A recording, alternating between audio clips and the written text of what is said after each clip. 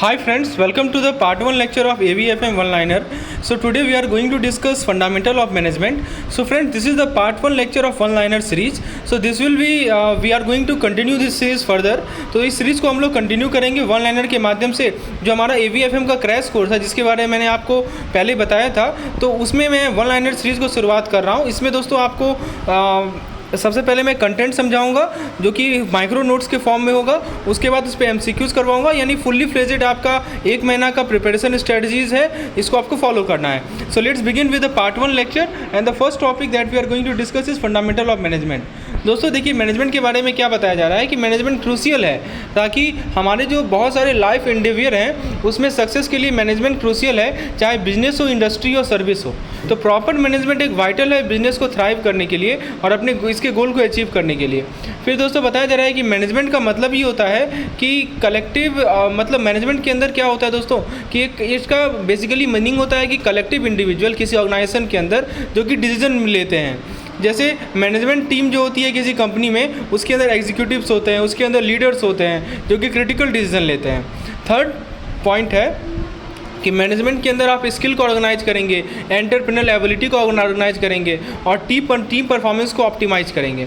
तो जैसे कि इफेक्टिव टीम मैनेजमेंट में क्या चाहिए, आप टास्क को एफिशिएंटली ऑर्गेनाइज करें, इनोवेशन को फॉस्टर करें, टीम कोलैबोरेशन को इन्हांस करें। नेक्स्ट पॉइंट में बताया जा रहा है दोस्तों कि जो ऑर्गेनाइजिंग स्किल होता है मैनेजमेंट में, इसके अंदर ट्रेडिशनल प्रिंसिपल, टेक्निक्स और इवॉल्विंग मेथड्स आते हैं। जैसे एग्जांपल के तौर पर एक मैनेजर की क्षमता होती है कि वो टास्क को स्ट्रक्चर करे, रिसोर्सेज को स्ट्रक्चर करे इफेक्टिवली, ये क्रूशियल ऑर्गेनाइजिंग स्किल है। फिर दोस्तों नेक्स्ट पॉइंट में बताया जा रहा है हेनरी फेयोल के बारे में और फॉर्मल ऑर्गेनाइजेशन थ्योरी के बारे में। देखिए, हेनरी फेयोल का सिग्निफिकेंट कंट्रीब्यूशन था मॉडर्न मैनेजमेंट मेथड में, खासकर फॉर्मल ऑर्गेनाइजेशन थ्योरी में। जैसे फेयोल का जो प्रिंसिपल ऑफ मैनेजमेंट था, इसका लास्टिंग इम्पैक्ट था कि कैसे ऑर्गेनाइजेशन को स्ट्रक्चर किया जाए और कैसे ये रन किया जाए। फिर दोस्तों बताया जा रहा है नेक्स्ट पॉइंट में कि जो फेयोल का थ्योरी था उसने 6 ऑर्गेनाइजेशन एक्टिविटीज़ को हाईलाइट किया और मैनेजमेंट फंक्शन को जो कि मैनेजमेंट फंक्शन को इनकॉर्पोरेट करता है, मैनेजमेंट प्रिंसिपल को इनकॉर्पोरेट करता है। अब इस एक्टिविटीज़ में क्या क्या आता है, planning, organising, commanding, coordinating, controlling, और ये सभी बेसिस होते हैं मॉडर्न मैनेजमेंट प्रैक्टिसेस का। फिर दोस्तों नेक्स्ट पॉइंट में बताया जा रहा है Taylor's contribution to industrial efficiency, यानी दोस्तों फ्रेडरिक विंसल टेलर ने इंडस्ट्रियल एफिशिएंसीज को रिवॉल्यूशनाइज किया इनोवेशन मेथड के माध्यम से। तो फ्रेडरिक विल्सन टेलर ने इंडस्ट्रियल एफिशिएंसीज को रिवॉल्यूशनाइज किया थ्रू इनोवेटिव मेथड। तो टेलर का जो टाइम और मोशन है ये सिग्निफिकेंटली इंप्रूव करता है प्रोडक्टिविटी को मैन्युफैक्चरिंग में। दोस्तों टेलर का जो बुक था उसका नाम था प्रिंसिपल ऑफ साइंटिफिक मैनेजमेंट। तो ये एक हाईली इन्फ्लुएंशियल वर्क है जो कि प्रिंसिपल ऑफ साइंटिफिक मैनेजमेंट को आउटलाइन करता है। तो इस बुक के अंदर फाउंडेशन है मॉडर्न मैनेजमेंट थ्योरीज का और प्रैक्टिसेस का। दोस्तों फिर साइंटिफिक मैनेजमेंट का फोकस था कि हम इकोनॉमिक एफिशिएंसीज को ऑप्टिमाइज करें और लेबर प्रोडक्टिविटी को ऑप्टिमाइज करें। कैसे, तो वर्क फ्लो को एनालाइज करके, वर्क फ्लो को सिंथेसाइज करके। तो टेलरिज्म का मेन फोकस था कि हम एफिशिएंसी को इम्प्रूव करें, टास्क को छोटे छोटे पार्ट में, मोशंस में डिवाइड करें। दोस्तों पीटर ड्रकर की यदि हम बात करें तो पीटर ड्रकर ने जोर दिया कि मैनेजमेंट का नेचर क्या है, मैनेजमेंट का टास्क क्या है, अपने बुक में। उसका बुक का क्या नाम था, management task, responsibilities and practices. ठीक है, तो ड्रकर का जो इंसाइट था, इंसाइट इनटू मैनेजमेंट प्रिंसिपल, इसने बिजनेसेस को गाइड किया, लीडर को गाइड किया ग्लोबली। दोस्तों बात करें मैनेजमेंट का, तो मैनेजमेंट के अंदर डिसिप्लिन आता है, कल्चर आता है, आर्ट एंड साइंस आता है, जो कि कॉमन सेंस के बियॉन्ड होता है। जैसे कि आप टीम को मैनेज कर रहे हैं, इसके अंदर आपको ऑर्गेनाइजेशनल डायनेमिक्स को समझना होगा। उसके अलावा दोस्तों आपको एक कोलैबोरेटिव इन्वायरमेंट फॉस्टर करना होगा जो कि कल्चर कहलाता है। आपको एक स्ट्रेटेजिक डिसीजन लेना होगा जो कि आर्ट के अंदर आता है। आपको एक एविडेंस बेस्ड अप्रोच लेना पड़ेगा जो कि साइंस के अंदर आता है। तो मैनेजमेंट के अंदर डिसिप्लिन, कल्चर, आर्ट, साइंस, ये सभी चीज़ें आती हैं, राइट। फिर दोस्तों बताया जा रहा है नेक्स्ट पॉइंट में कि मैनेजमेंट का क्या इंपैक्ट होता है सक्सेस और फेलियर पे। तो दोस्तों किसी ऑर्गेनाइजेशन का जो सक्सेस है या फेलियर है वो उसके इफेक्टिव या इनफेक्टिव मैनेजमेंट को दर्शाता है, और इसका इंपैक्ट क्या है, फुल अचीवमेंट को उसको दर्शाता है। तो यदि कोई वेल मैनेज कंपनी होगी ना तो वो अपने गोल को अचीव करती है, जबकि पुअर मैनेजमेंट जो है इस कारण से ऑर्गेनाइजेशन फेलियर होगा और सेटबैक होगा। पहला सवाल, किस एरिया में मैनेजमेंट को एसेंशियल माना जाता है सक्सेस के लिए, everyday life, business, industry and services? बिल्कुल सही जवाब है। चाहे बिजनेस हो, चाहे इंडस्ट्री हो या सर्विसेज हो, इन सभी एरिया में मैनेजमेंट को एसेंशियल माना जाता है सक्सेस के लिए। नेक्स्ट क्वेश्चन है कि मैनेजमेंट का ऑर्गेनाइजेशन कॉन्टेक्स्ट में क्या मतलब है? Decision making power, collective individual within organisation responsible for decision making. बिल्कुल सही जवाब। तो मैनेजमेंट का मतलब ये होता है कि कलेक्टिव इंडिविजुअल है किसी ऑर्गेनाइजेशन के अंदर जो कि डिसीजन मेकिंग लेते हैं। मैनेजमेंट का कंपोनेंट क्या होता है? Administrative skill, financial acumen, marketing expertise. तो देखिए मैनेजमेंट के अंदर स्किल ऑर्गेनाइज करना, एंटरप्रेन्योर एबिलिटी और उन टीम परफॉर्मेंस को ऑप्टिमाइज करना, ये तीनों आता है हमारे मैनेजमेंट के कंपोनेंट होते हैं। ऑर्गेनाइज देखिए पूछा जा रहा है आपसे कि मैनेजमेंट के अंदर स्किल ऑर्गेनाइज करना, इसके अंदर क्या क्या आता है? Contemporary technique and social media, technology and social media, traditional principle. देखिए हमारा जो ऑर्गेनाइजिंग स्किल है मैनेजमेंट का, इसके अंदर ट्रेडिशनल प्रिंसिपल, टेक्निक और इवॉल्विंग मेथड, ये तीनों आता है। सो करेक्ट आंसर है traditional principle, technique and evolving method. किसने सिग्निफिकेंटली कंट्रीब्यूट किया फॉर्मर ऑर्गेनाइजेशन थ्योरी को और उसे पायनियर माना जाता है मॉडर्न मैनेजमेंट फील्ड में? Peter Drucker, Henri Fayol, Frederick Wilson Taylor, Peter Senge. तो दोस्तों हेनरी फेयोल ने सिग्निफिकेंटली कंट्रीब्यूट किया फॉर्मर ऑर्गेनाइजेशन थ्योरी को और उन्हें पायनियर माना जाता है मॉडर्न मैनेजमेंट मेथड का। Option B is correct. कितने ऑर्गेनाइजेशन एक्टिविटीज़ में फेयोल का थ्योरी हाईलाइट करता है? 4, 5, 6 या 7? तो दोस्तों फेयोल का जो थ्योरी है वो 6 ऑर्गेनाइजेशन एक्टिविटीज़ को हाईलाइट करता है। Correct answer is option number C. दोस्तों किसने इंडस्ट्रियल एफिशिएंसीज को रिवॉल्यूशनाइज किया इनोवेटिव मेथड के माध्यम से, जिसके अंदर टाइम और मोशन स्टडीज था? Peter Drucker, Henri Fayol, Frederick Wilson Taylor या एल्टन मायो? तो दोस्तों सही जवाब है इसका फ्रेडरिक विल्सन टेलर। तो फ्रेडरिक विंस्लो टेलर ने इंडस्ट्रियल एफिशिएंसीज को रिवॉल्यूशनाइज किया इनोवेटिव मेथड के माध्यम से, जिसके अंदर टाइम एंड मोशन स्टडी आता है। कौन सा इन्फ्लुएंशियल बुक था जो कि फ्रेडरिक विल्सन टेलर ने पब्लिश किया था 1911 में, जिसका फोकस था साइंटिफिक मैनेजमेंट प्रिंसिपल पे? Option A principle of scientific management, option B management task responsibility practices, option C organisation efficiency या new perspective, option D innovation in industrial productivity. दोस्तों ये जो बुक था इसका नाम है प्रिंसिपल ऑफ साइंटिफिक मैनेजमेंट, यानी option number A is the correct answer. Primary focus क्या था साइंटिफिक मैनेजमेंट का या टेररिज्म का?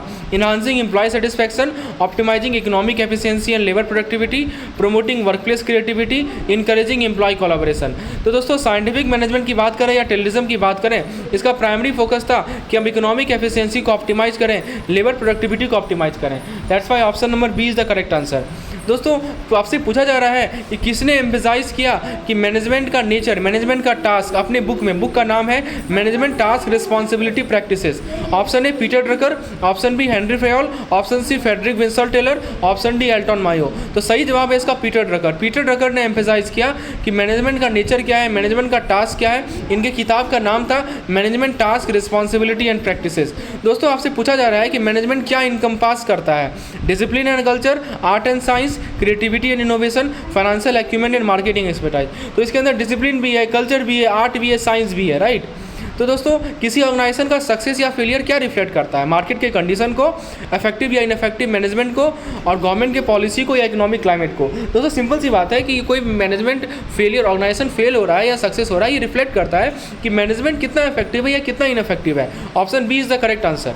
दोस्तों आपको मैं बता दूं कि हमारा CIV crash course already start हो चुका है। पहले जो 10 इनरोलमेंट है उस पर मैं 10% का एक्स्ट्रा डिस्काउंट दे रहा हूं, besides the festive 45% discount which I am already providing. So दोस्तों जो पहले 10 इनरोलमेंट होगा उससे 55% का डिस्काउंट मिलेगा।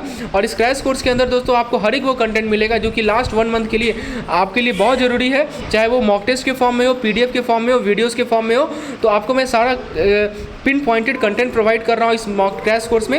डिटेल जानकारी के लिए आप मुझे व्हाट्सएप कर सकते हैं इस नंबर पे, यानी तो दोस्तों डिस्क्रिप्शन में हमारा ऐप का लिंक मैं प्रोवाइड करके रखा हूँ, उसे आप क्लिक करें, डायरेक्टली आप ऐप पे रिडायरेक्ट हो जाएंगे, ऐप को इंस्टॉल कर लें और इस कोर्स में इनरोल हो जाएं। तो फ्रेंड्स आगे बढ़ते हैं हम लोग, नेक्स्ट पॉइंट को देखते हैं। प्रोडक्टिविटी के बारे में बताया जा रहा है दोस्तों कि देखिए प्रोडक्टिविटी किसी बिजनेस में बहुत ज़रूरी है। इसके अंदर कंटिन्यूस एफर्ट चाहिए इसको बढ़ाने के लिए, ताकि प्रॉफिट ज़्यादा हो, स्टेक होल्डर को मीट कर सकें और सोसाइटी का जो एक्सपेक्टेशन है उसको मीट कर सकें। एग्जाम्पल के तौर पर आप मैन्युफैक्चरिंग प्रोसेस को इम्प्रूव करते हैं ताकि ज़्यादा से ज़्यादा गुड्स को बना सके कम समय में। इससे क्या होता है कि कंपनी का प्रोडक्टिविटी बढ़ता है और ओवरऑल प्रॉफिटेबिलिटी बढ़ता है। दूसरा पॉइंट ये है दोस्तों कि मैनेजमेंट का जो प्रोसेस है ना, इसके अंदर एक सीरीज ऑफ एक्शन होते हैं जिसको एक सीक्वेंस में परफॉर्म किया जाता है ताकि हम बिजनेस इंटरप्राइज के ऑब्जेक्टिव को अचीव कर सकें। जैसे एग्जांपल के तौर पर प्लानिंग से लेके ऑर्गेनाइजिंग से लेके डायरेक्टिंग और कंट्रोलिंग तक प्रत्येक स्टेप जो होता है मैनेजमेंट प्रोसेस का वो क्रूशियल होता है ताकि ऑर्गेनाइजेशन के गोल को हम अचीव कर सकें। दोस्तों मैनेजमेंट एक सोशल प्रोसेस है, इसके अंदर रिलेशनशिप होता है, कॉपरेशन होता है, टीम एफर्ट होता है इंडिविजुअल के बीच में। तो कहने का मतलब मतलब कि इफेक्टिव मैनेजमेंट जो है कोलैबोरेशन को फोस्टर करेगा, टीम वर्क को फोस्टर करेगा एम्प्लॉय के बीच में, जिससे प्रोडक्टिविटी बढ़ेगा, आउटकम बढ़ेगा। नेक्स्ट पॉइंट है कैसे कॉम्प्लेक्सिटी को मैनेज करें। तो मैनेजमेंट जो है मैनेजमेंट कॉम्प्लेक्सिटी में आप क्या करते हैं कि एक्टिविटीज़ को सब एक्टिविटीज़ में डिवाइड करते हैं, उसके सिग्निफिकेंस को समझते हैं और फिर उसे ऑर्गेनाइज करते हैं प्लानिंग में, ऑर्गेनाइजिंग में, स्टाफिंग में, डायरेक्टिंग में और कंट्रोलिंग में। दोस्तों सिंपल सी बात है कि एक कॉम्प्लेक्स प्रोजेक्ट को इफेक्टिवली आप मैनेज कर सकते हैं, उसको छोटे छोटे मैनेजेबल टास्क में डिस्ट्रीब्यूट करके, डिवाइड करके और उसके रिस्पॉन्सिबिलिटी को अकॉर्डिंगली असाइन करके। दोस्तों नेक्स्ट पॉइंट में बताया जा रहा है मैनेजरियल रिस्पॉन्सिबिलिटीज़ के बारे में।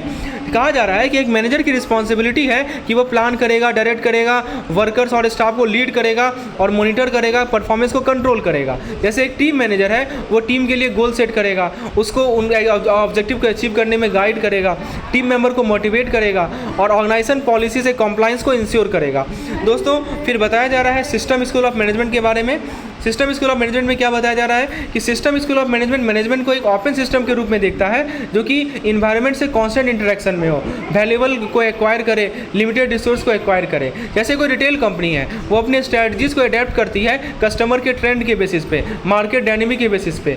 दोस्तों फिर बताया जा रहा है कि ओपन सिस्टम अप्रोच का क्या इंपॉर्टेंस है। तो ये जो ओपन सिस्टम अप्रोच है ना ये क्रूशियल है। क्यों? क्योंकि हमारा जो ऑर्गेनाइजेशन है, हमारा जो एक्सटर्नल फोर्स है, इसके बीच में जो इंटरेक्शन है वो डायनेमिक नेचर का है। दोस्तों जैसे कोई टेक्नोलॉजी की कंपनी है वो अपने प्रोडक्ट के डेवलपमेंट को एडजस्ट करती है, किसके बेसिस पे? मार्केट के फीडबैक के बेसिस पे, टेक्नोलॉजिकल एडवांसमेंट के बेसिस पे, जो कि ओपन सिस्टम अप्रोच को क्लियरली डिमॉन्स्ट्रेट करता है। दोस्तों कंटिजेंसी स्कूल ऑफ मैनेजमेंट की यदि हम बात करें तो contingency school of management post करता है कि कोई यूनिवर्सल बेस्ड तरीका नहीं है एक ऑर्गेनाइजेशन को लीड करने का या मैनेज करने का।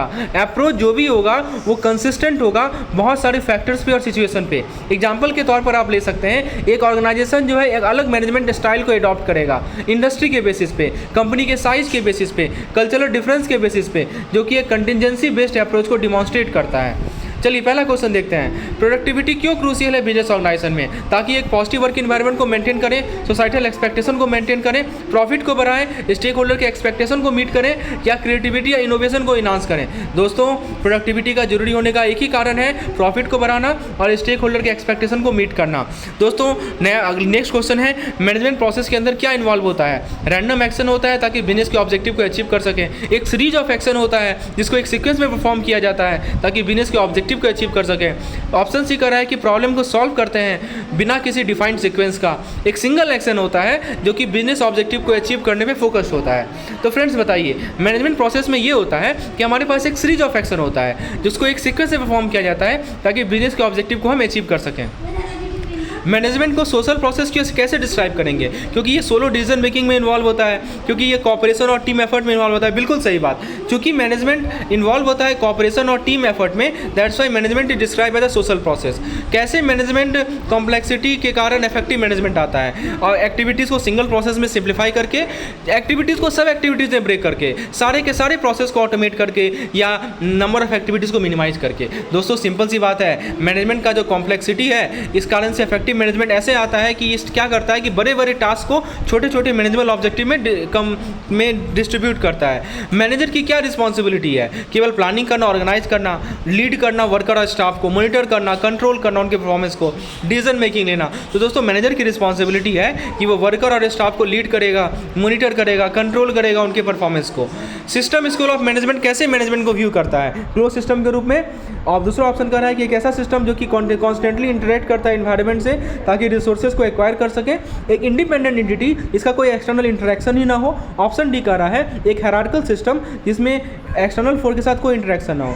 दोस्तों ये जो स्कूल सिस्टम ऑफ मैनेजमेंट है ना, ये मैनेजमेंट को व्यू करता है एक ऐसा सिस्टम जो कि इंटरेक्ट करता है एनवायरनमेंट से ताकि रिसोर्सेज को एक्वायर कर सके। इसे ओपन सिस्टम कहा जाता है। सवाल ये पूछा जा रहा है आपसे कि ओपन सिस्टम अप्रोच क्यों मैनेजमेंट के लिए क्रूशियल है? ऑप्शन ए कर रहा है कि ये मैनेजरियल डिसीजन को सिंप्लीफाई करेगा। ऑप्शन बी कर रहा है कि ऑर्गेनाइजेशन का और जो एक्सटर्नल फोर्स है इसके बीच में डायनेमिक इंटरेक्शन होता है, इसलिए ओपन सिस्टम क्रूशियल है। ऑप्शन सी कर रहा है कि आइसोलेट करता है। ऑप्शन डी कर रहा है कि रिसोर्सेज एलोकेशन के को रिड्यूस करता है। दोस्तों सही जवाब है कि हमारा जो ऑर्गेनाइजेशन है और जो एक्सटर्नल फोर्स है इसके बीच में डायनेमिक इंटरेक्शन है, इस कारण से ओपन सिस्टम अप्रोच बहुत जरूरी है। नेक्स्ट क्वेश्चन ये पूछा जा रहा है कि जो कंटिजेंसी स्कूल ऑफ मैनेजमेंट है ये क्या एजर्ट करता है कि कैसे हम ऑर्गेनाइजेशन को मैनेज करें। ऑप्शन ए कह रहा है कि एक यूनिवर्सल बेस्ट तरीका है किसी ऑर्गेनाइजेशन को मैनेज करने का।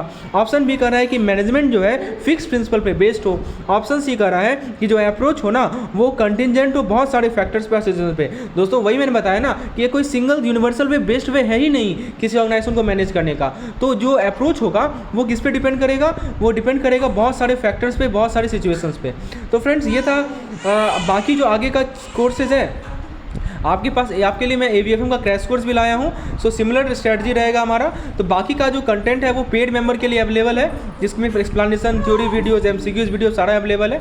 तो यदि आप विशेष जानकारी चाहते हैं तो मुझे इस नंबर पर व्हाट्सएप कर सकते हैं। चैनल को सब्सक्राइब कर लें इस प्रकार के वीडियोज़ को प्राप्त करने के लिए। धन्यवाद।